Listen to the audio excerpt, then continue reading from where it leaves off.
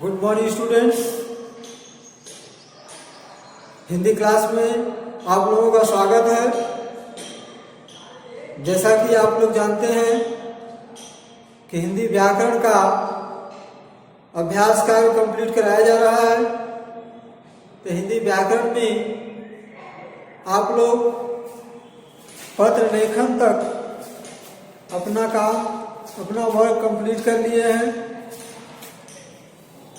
जैसा कि हिंदी व्याकरण में कारक, संबंध बोधक, विराम चिन्ह, पत्र लेखन, यहाँ तक का जो वर्क है, जो काम है, कंप्लीट करा दिया गया है। हमें उम्मीद है कि आप लोग कंप्लीट भी कर लिए होंगे। आज मैं आप लोगों को अगला चैप्टर है अपठित बोध, इसके बारे में कंप्लीट कराने जा रहा हूँ, बताने जा रहा हूँ। तो इसको आप लोग ध्यान से देखेंगे और समझने की कोशिश करेंगे।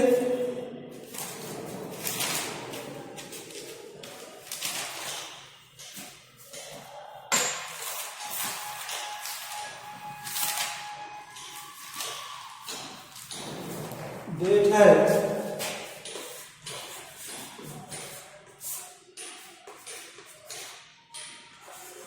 17।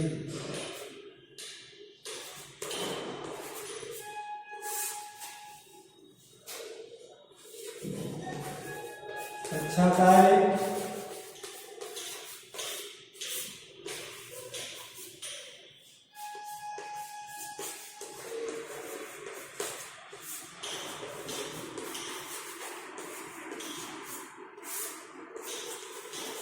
हिंदी व्याकरण चैप्टर नंबर है, पाठ है 25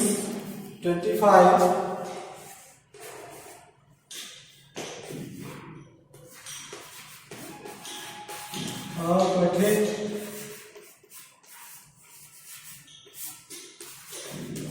बोध। पेज नंबर है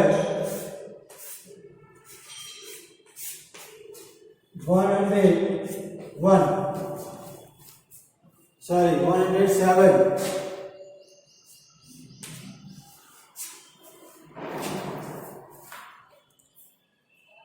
तो अपठित बोध में कुछ प्रश्न हैं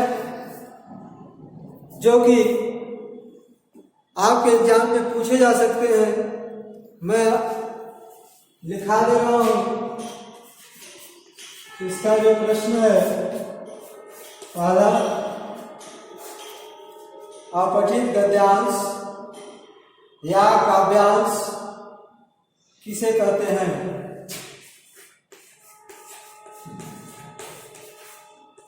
अपठित गद्यांश या काव्यांश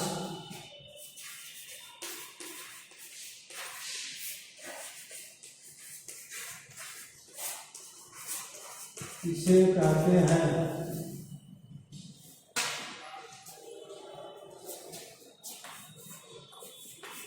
इसके लिए जो उत्तर है, कोई भी ऐसा गद्यांश या काव्यांश, कोई भी ऐसा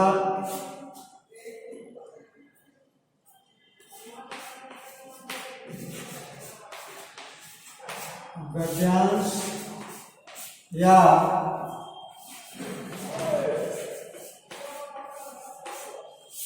काव्यांश जिसे आपने पाठ्यपुस्तक में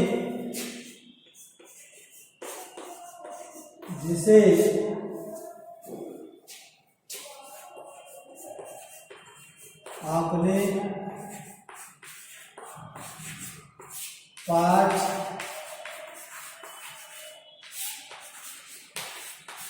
पुस्तक में न पढ़ा हो,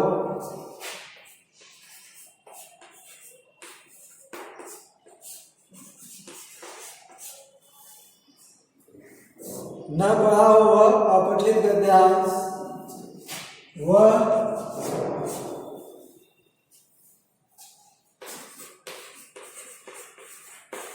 अपठित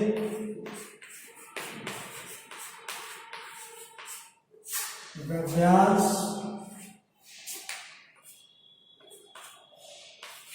या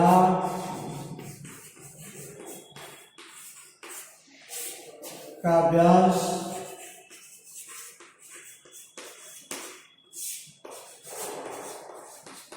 कहलाता है। अर्थात वह गद्यांश या काव्यांश जो हम लोग अपनी पाठ्य पुस्तक में नहीं पढ़ते हैं वह अपठित गद्यांश या काव्यांश कहलाता है। एक प्रश्न और इसमें है,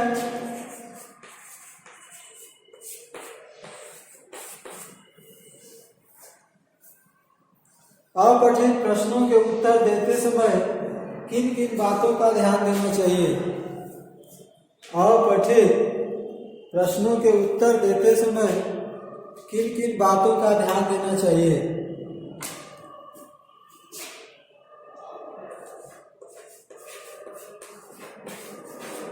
अपठित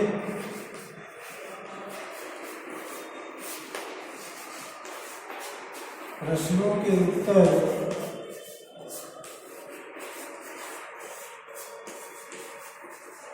देते समय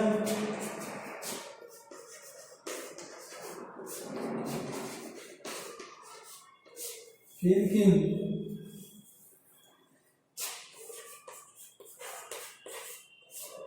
बातों का ध्यान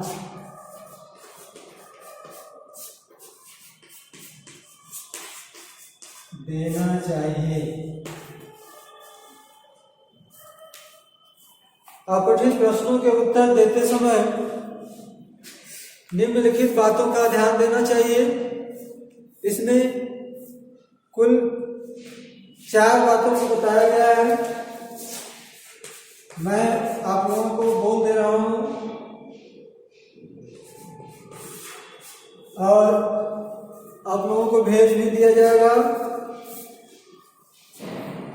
दिए गए गद्यांश या काव्यांश को 2-3 बार पढ़ना चाहिए।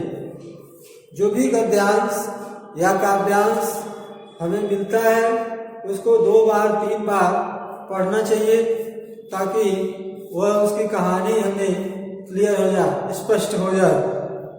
दिए गए प्रश्नों के आधार पर उत्तर रेखांकित करना चाहिए।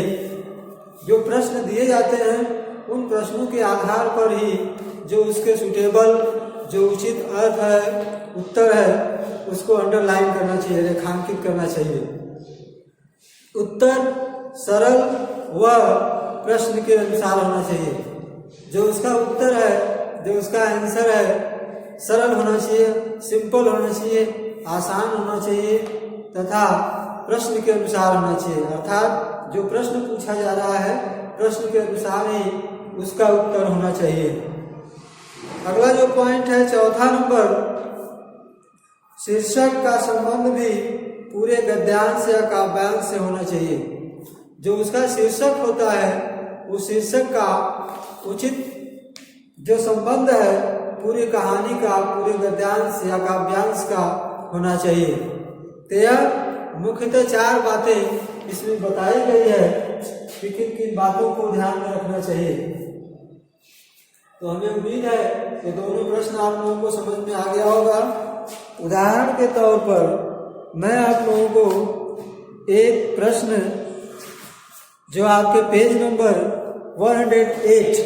108 पर दिया गया है उसको मैं कहानी पढ़ करके उसके प्रश्न हैं उन प्रश्नों के उत्तर आप लोगों को बता दे रहा हूँ। आप लोगों को भेज भी दिया जाएगा, लेकिन एक बार आप लोग ध्यान करके देख कर को समझ लीजिए। पेज नंबर 107 पर जो दिया गया है गद्यांश काव्यांश में अंतर मैं आप लोगों को बता दिया था। जो कहानियाँ होती हैं, जो स्टोरी होती है, वह गद्यांश के अंतर्गत आती है, तथा जो काव्यांश होता है जिसमें सुर, ताल और उतार चढ़ाव होता है, जैसे कविताएं, दोहे, ये सब काव्यांश के अंतर्गत आते हैं। तो यह एक गद्यांश है। गद्यांश में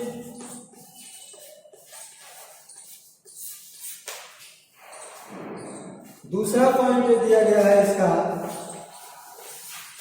एकदम ऊपर दिया है, प्राचीन काल से ही खेल मनोरंजन के प्रमुख साधन रहे हैं। आज भी वे मनोरंजन का प्रमुख साधन है। इसके लिए प्रश्न में स्टोरी पढ़ रहा हूं, ध्यान से सुनिए। और प्रश्न है, प्राचीन काल से ही मनोरंजन के प्रमुख साधन क्या हैं? प्राचीन काल से ही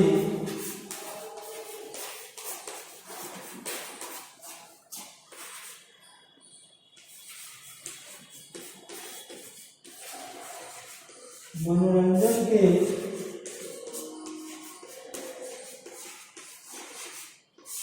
प्रमुख साधन क्या है?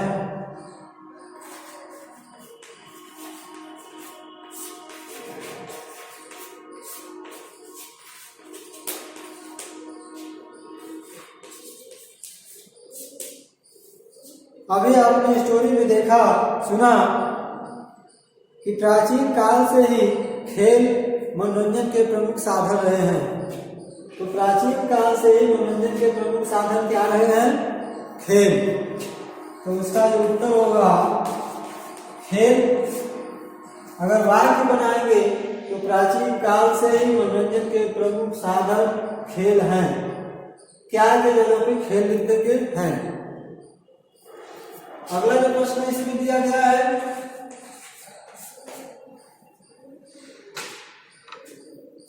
खेल कूद से क्या लाभ होते हैं?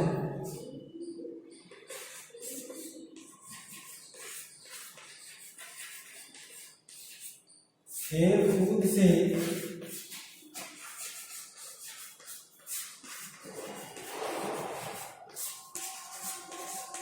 क्या लाभ होते हैं?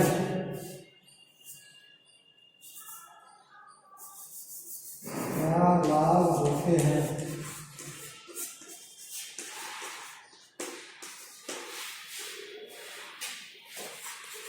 इसके लिए जो उत्तर है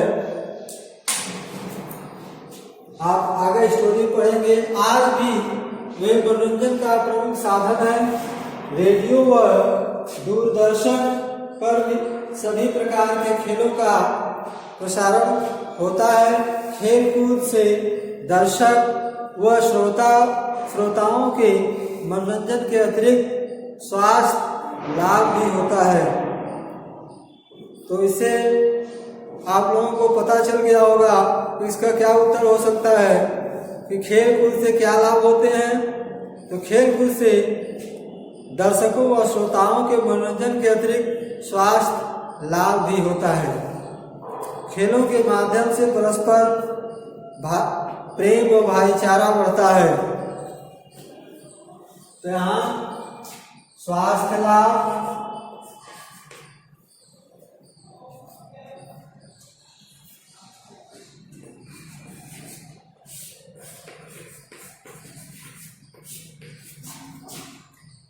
और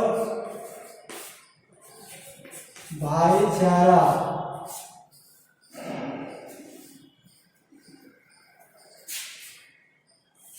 व प्रेम बढ़ता है। तो इसी तरह से इस कहानी में और भी प्रश्न दिए गए हैं। उन प्रश्नों के माध्यम से आपको उत्तर इस कहानी में खोजना है और उसे कंप्लीट करना है। तो अब अपने गद्यांश या काव्यांश में इसी तरह से आप लोगों को प्रश्न पूछे जाएंगे। तो हमें उम्मीद है कि आप लोगों को समझ में आ गया होगा। धन्यवाद।